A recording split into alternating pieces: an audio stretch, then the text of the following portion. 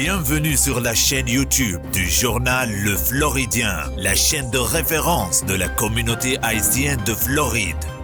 Nouvelles, reportages, analyses, débats, interviews et autres.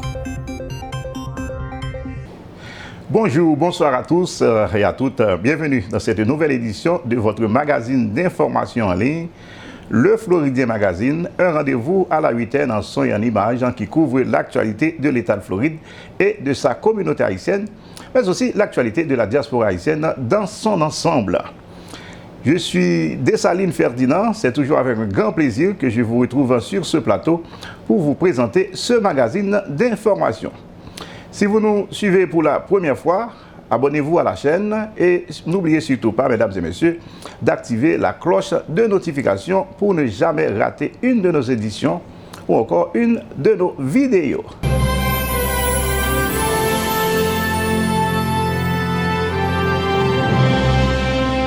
Voici les principales informations que nous aurons à développer pour vous, mesdames et messieurs, dans cette édition du jeudi 23 juillet 2020.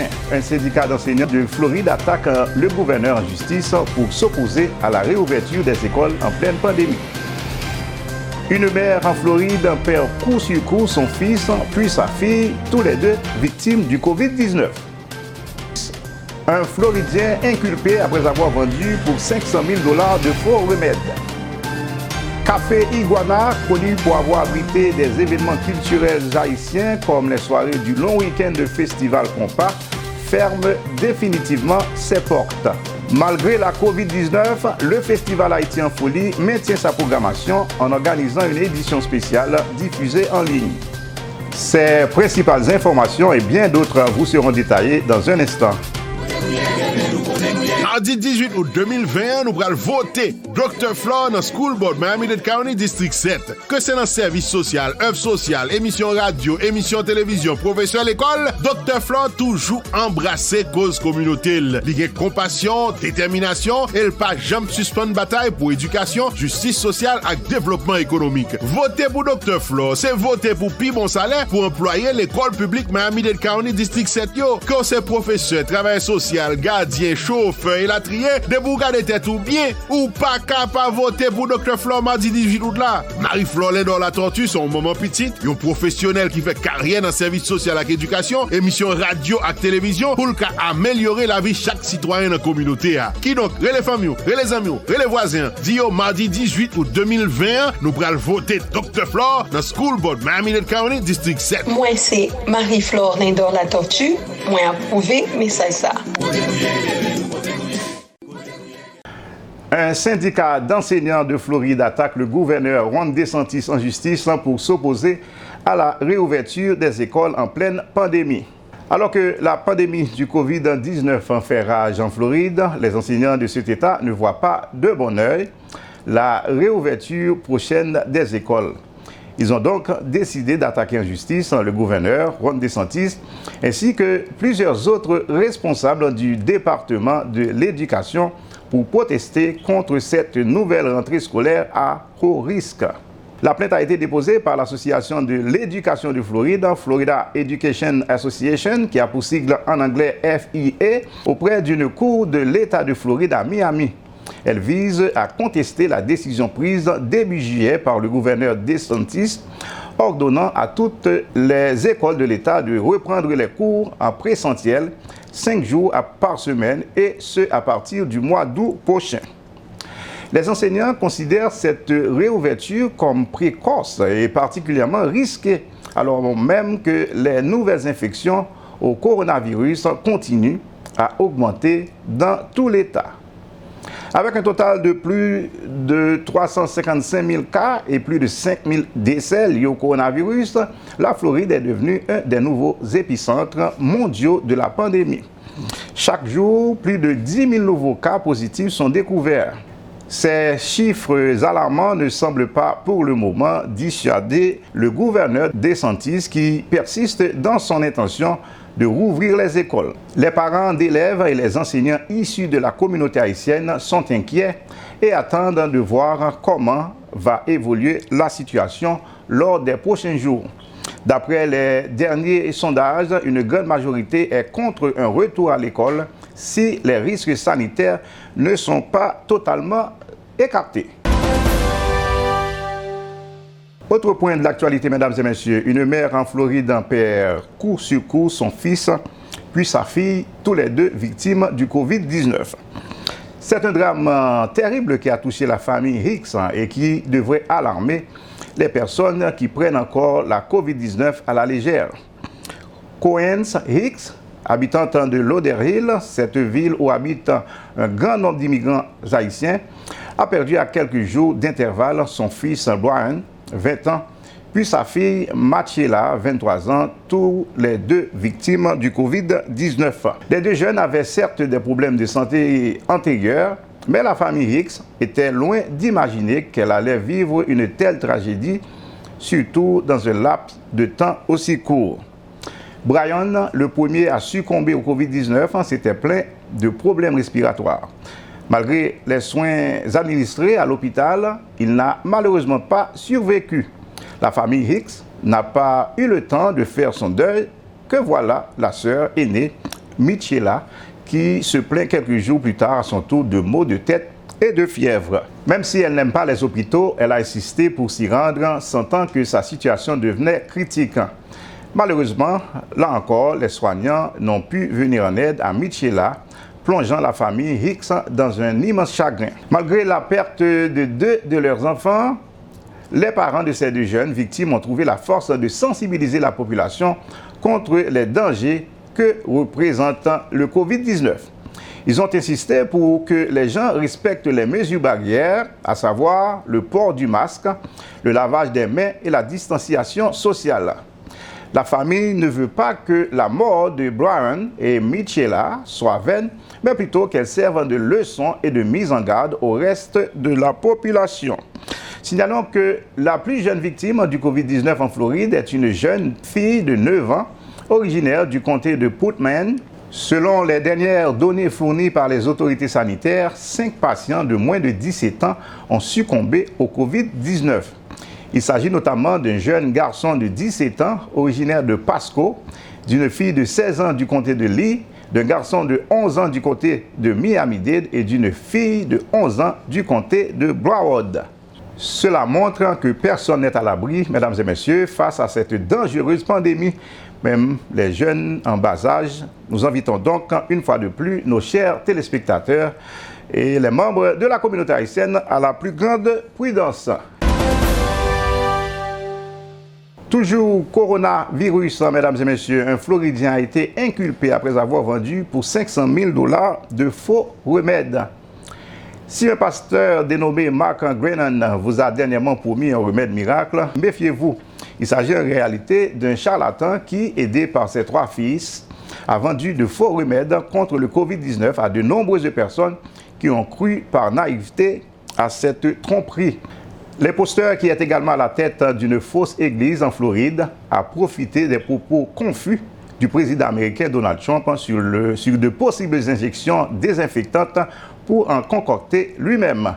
Il a baptisé son fameux remède le MMS pour solution minérale miracle. Grâce à cela, ce pseudo-pasteur pharmacologue a pu amasser une petite fortune estimée à un demi-million de $.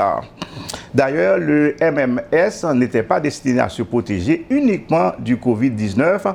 Selon le pasteur, il était également censé prévenir ou guérir plusieurs autres maladies comme l'Alzheimer, l'autisme, le cancer du cerveau et même le sida. Comme on pouvait s'y attendre, ce médicament soi-disant miracle a fait plus de dégâts qu'il n'a guéri. Beaucoup se sont plaints de diarrhée chronique, de nausées ou encore de déshydratation sévère. La justice en soupçonne que le protocole de soins proposé par ce pasteur escroc pourrait être responsable du décès d'un certain nombre de personnes.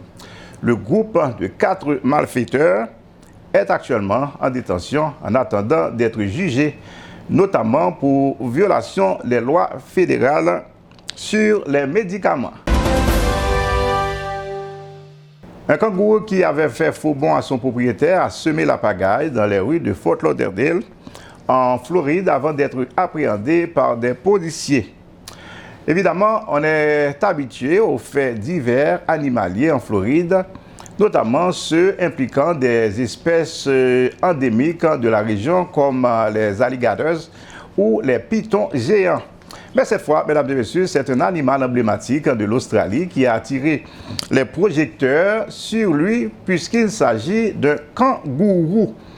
Des habitants de Fort Lauderdale, ville située au nord de Miami, il faut le préciser, ont alerté la police jeudi après avoir aperçu Jacques, c'est le nom de kangourou de 2 ans, qui gambadait tranquillement dans les rues. D'après les images filmées par la caméra embarquée d'un des agents dépêchés sur place, l'animal n'a pas opposé trop de résistance. Encerclé par des policiers visiblement amusés, il s'est laissé conduire vers une étable accueillant des chevaux de la garde montée, le temps de contacter son propriétaire, un certain Anthony Marcias. Celui-ci a d'ailleurs déclaré que le kangourou vivait chez lui avec son petit chien, un corgi appelé Max. Cette escapade assez amusante n'a, semble-t-il pas, été du goût de la Commission de la faune et de la flore de Floride, qui a découvert que M. Marcias ne disposait pas des autorisations nécessaires pour détenir un kangourou chez lui. M. Marcias devra donc répondre de 3 infractions, risquant au passage jusqu'à 60 jours de prison et $500 d'amende. Levée de fonds virtuelle pour les démocrates en Floride. Le Parti démocrate de la Floride tiendra samedi prochain le Leadership Blue Gala, une immense plateforme pour soutenir l'élection de Joe Biden dans cet État clé.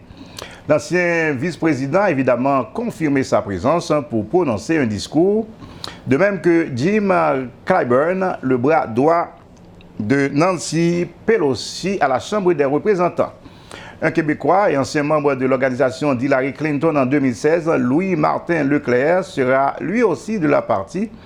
Lors d'une entrevue accordée avec une chaîne de télévision locale, M. Leclerc a parlé du premier gala d'envergure qui se tiendra entièrement en mode virtuel chez les démocrates à l'ère de Covid-19. D'après lui, la victoire de Donald Trump en Floride a été décisive en 2016. Maintenant, Joe Biden a décidé d'élargir la carte électorale. Il met des ressources dans les États clés et traditionnellement démocrates comme le Michigan et la Pennsylvanie, mais aussi en Floride et en Texas. Toujours en Floride, une soirée de pêche vire au massacre. Selon la police de Frostproof, petite ville de 3000 habitants située dans le comté de Polk, 3 jeunes hommes ont perdu la vie vendredi dernier dans la soirée près du lac Streety, où ils s'étaient donné rendez-vous pour pêcher des poissons barbus.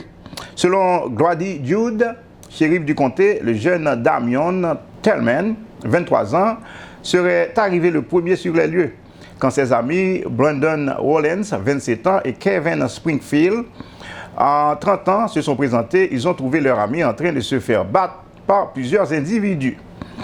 Le shérif n'a pas donné plus de détails, mais il semblerait que les 3 camarades aient été attaqués physiquement avant d'être atteints par des balles. L'un des pêcheurs, Brandon Rollins, a réussi, avant de mourir, à contacter son père, Cyril Rollins, pour le prévenir du drame qui se passait. Affolé par la mauvaise nouvelle, ce dernier est parti précipitamment secourir son fils avant de devoir rebrousser chemin en cours de route lorsqu'il s'est rendu compte qu'il avait oublié le téléphone pour pouvoir prévenir les autorités. Le père d'une des victimes, Cyril Rollins, a raconté à l'antenne de CNN que la scène qui s'offrait à lui était insoutenable. À l'arrivée des secours, les 3 amis étaient déjà décédés. Le bureau du shérif a offert une récompense de $5 000 à toute personne qui aura des détails sur ce massacre. Et bien voilà, 4 jours plus tard, 3 suspects, 2 hommes et une femme ont été arrêtés. Il s'agit de Tony Wiggins, 26 ans, sa petite amie Mary Whitmore, 27 ans, et son frère William Wiggins, 21 ans. Tony Wiggins, identifié comme le tireur par le shérif Grady Jude lors d'une conférence de presse mercredi matin, a été inculpé de meurtre au premier degré, de falsification de preuves, de possession d'une arme à feu par un criminel condamné et de possession de munitions par un criminel condamné. Le tireur a un casier judiciaire bien chargé, avec pas moins, tenez-vous bien mesdames et messieurs, de 230 infractions pénales, dont 2 avec peine d'emprisonnement. Il a notamment été accusé à plusieurs reprises de cambriolage à main armée, de port illégal d'armes et d'agression physique, dont certaines contre des personnes âgées et des policiers. Le shérif du comté a parlé d'une des scènes de crime les plus horribles qu'il ait vues au cours de sa carrière. D'après les premiers éléments de l'enquête, le tueur présumé, Tony Wiggins, aurait accusé l'une des victimes décédées, Kevin Springfield, 30 ans, d'avoir vendu le moteur de son camion. Voilà tout pour cette histoire. Voilà une nouvelle qui doit certainement attrister les compas lovers. Café Iguana, connu pour avoir abrité des événements culturels haïtiens comme les soirées traditionnelles du long week-end de Festival Compas, eh bien, ferme définitivement ses portes. Après plus de 20 ans d'existence, ce géant nightclub situé sur Pines Boulevard, dans la ville de Pembroke Pines, en comté de Broward, a fermé définitivement ses portes. Très fréquenté, comme vous le savez, mesdames et messieurs, par les noctambules haïtiens, cet établissement est devenu en quelques années à peine un lieu incontournable parmi les fêtards de notre communauté. D'ailleurs, pas plus tard, en début d'année, le Café Iguana recevait encore des pointures de la musique haïtienne comme New Look, Classe Créola ou encore la formation harmonique. Malheureusement, et comme vous pouvez l'imaginer, les répercussions de la pandémie COVID-19 sur le monde entertainment ont été désastreuses. Depuis environ 5 mois, les discothèques et boîtes de nuit de Floride ont été obligées de fermer leurs portes. Beaucoup ont eu du mal à s'en remettre. Au début de ce mois de juillet, les propriétaires qui n'étaient plus en mesure de payer, tenez-vous bien mesdames et messieurs, les 41 000 $ plus les taxes représentant le coût mensuel du loyer de cette entreprise, ont procédé à la liquidation des fournitures et autres assets pour tenter de sauver une partie de leur investissement. Malgré cela, il leur a été difficile de trouver des acheteurs pour éponger une partie de leurs dettes. Ce club de près de 25 000 pieds carrés, répartis sur 2 niveaux, il comprenait 5 espaces VIP, 4 bars séparés, 2 écrans géants et plus d'une quarantaine de téléviseurs. Il a vu défiler de nombreux groupes musicaux haïtiens ainsi que des superstars du monde entertainment américain et des DJ de renommée. À l'annonce de la fermeture du club, aussi bien des personnalités connues que des anonymes ont partagé leur tristesse à travers les réseaux sociaux. Toujours entertainment, mais cette fois c'est une bonne nouvelle. Malgré la COVID-19, il faut dire que le Festival Haïti en Folie maintient sa programmation en organisant une édition spéciale diffusée en ligne. Le Festival Haïti en Folie, qui célèbre cette année sa 14e édition, refuse d'abdiquer face au COVID-19. Les organisateurs ont donc décidé d'organiser une édition spéciale 100% virtuelle pour le plus grand plaisir des nombreux fans. Cette 14e édition aura lieu entre le 24 et le 26 juillet prochain, à la fois à New York et à Montréal, 2 villes qui abritent une forte communauté haïtienne. D'après Fabienne Kola, la fondatrice du Festival Haïti en Folie, cet événement culturel n'a jamais aussi bien porté son nom. En effet, malgré les défis sanitaires imposés par le COVID-19 et le peu de moyens, les organisateurs ont réussi à contourner tous ces obstacles. Les cyberspectateurs, comme on les appelle, auront cette année un programme très riche avec la participation de Bello, cet artiste haïtien qui réside en Belgique, Ticorn ou encore Bitova Oba. En parallèle, il y aura également lors de cette 14e édition des conférences pour aborder des thématiques d'actualité comme le racisme ou encore la COVID-19. Les amoureux des défilés Gaga ne seront pas oubliés puisque les organisateurs ont décidé de rediffuser le défilé de la dernière édition pour ceux qui l'auraient manqué. Pour en savoir plus, mesdames et messieurs, sur le programme de ce festival qui met en avant évidemment la culture haïtienne, ou si vous désirez tout simplement soutenir cette belle initiative, rendez-vous sur le site internet www.haitienfolie.org. haïtien.com. Voilà, mesdames et messieurs, c'est l'essentiel pour cette édition du jeudi 23 juillet 2020 de votre magazine d'information en ligne, Le Floridien Magazine. Encore une fois, si vous nous suivez pour la première fois, eh bien, je vous prie de bien vouloir vous abonner à cette chaîne YouTube. C'est la chaîne officielle du journal Le Floridien. Le Floridien, ce journal généraliste qui informe la communauté haïtienne en Floride depuis tantôt 20 ans. Alors, si vous êtes nouveau, si vous nous suivez pour la première fois, prenez le temps nécessaire pour vous abonner à cette chaîne et surtout invitez vos amis, vos proches à faire de même. Et surtout, n'oubliez pas d'activer la cloche de notification, ceci pour ne pas rater une de nos prochaines éditions ou encore pour ne pas rater une de nos prochaines vidéos. Ici Dessalines Ferdinand, c'est toujours un plaisir de vous présenter ces informations.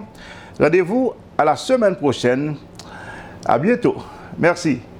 If you want guaranteed big results in a short amount of time and your business is targeting Haitian consumers, you need to advertise with La Floridienne. La Floridienne is South Florida's most read Haitian newspaper with the largest circulation in Miami-Dade, Broward, and Palm Beach counties. La Floridienne is an independently owned free Haitian newspaper established in 2001 that comes out the 1st and 15th of every month. Keep up to date with the latest community news, political news, entertainment, sports, and social events in the Haitian community. Learn more at LeFloridien.com. That's LeFloridien.com. Or call 305-610-7481. 305-610-7481.